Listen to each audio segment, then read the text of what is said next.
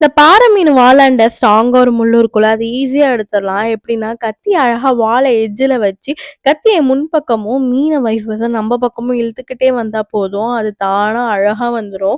அப்புறம் அதுல செதிலும் அதிகமாலாம் இருக்காது அந்த டைப் ஆஃப் மீன்ல.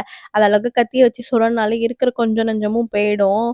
அப்புறம் கத்திரிக்கோல் எடுத்து வச்சு, இருக்கிற வேஸ்ட் எல்லாம் கட் பண்ணி தூர போட்டுக்க வேண்டியதான். அது கன்னத்துல ஒரு விரல் விட்டு தூக்கணும்னா, அழகா எல்லா பக்கமும் தூக்கிக்கும். அது எங்கெல்லாம் தூக்கிட்டு இருக்கோ, அப்படியே சிசர் வச்சு கட் பண்ணிட்டு வேண்டியதான். ஷேப்லாம் பார்க்க வேணாம். கரெக்ட்டா ஷேப் ஆயிடும் அதுவே.